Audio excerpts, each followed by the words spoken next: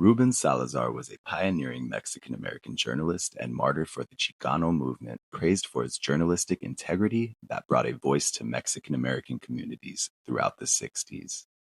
Born in Ciudad Juarez, Mexico on March 3, 1928, and raised in El Paso, Texas, Salazar began his career in journalism with the El Paso Herald-Post, becoming the paper's first Mexican-American reporter. In his early years, the ambitious Salazar immersed himself in the community through undercover reporting, exposing social injustices, brutality, and corruption that many of his Mexican-American counterparts faced. In his article 25 Hours in Jail, I Lived in a Chamber of Horrors, Salazar posed as a drunk and was arrested. He brought to light the extreme negligence, filth, and rampant drug use that existed within the jail systems, ultimately forcing jail reforms to be implemented. Throughout 1959 and 1965, Salazar focused on the concerns of and protests by Mexican Americans in a pre-Chicano movement era, revealing the origins of both the problems and issues to be taken up by the future Chicano generation.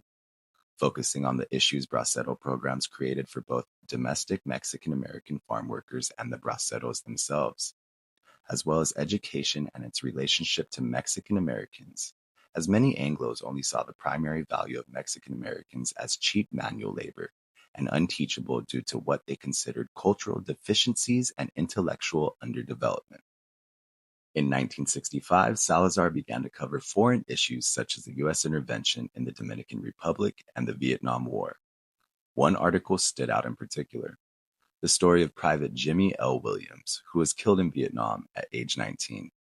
When Williams' body was returned to his family in Wetumpka, Alabama, his parents were banned from laying his body to rest in the local cemetery due to the color of his skin. During fall 1966, Salazar became the Times Mexico City bureau chief. During his 3-year tenure, Salazar wrote of the extreme poverty in Honduras, political discontent within Nicaragua, the continued poverty and marginalization of indigenous groups, and the student massacre of Tlatelolco. In his final years, Salazar focused solely on the Chicano movement, specifically Chicano militancy, school walkouts, and the push to retain Spanish language. During this time, he created his most polarizing articles for the LA Times and local news station KMEX.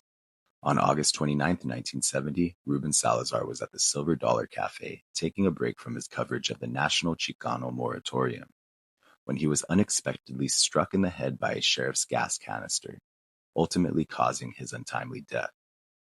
The world was stripped of a great human being and journalist that day.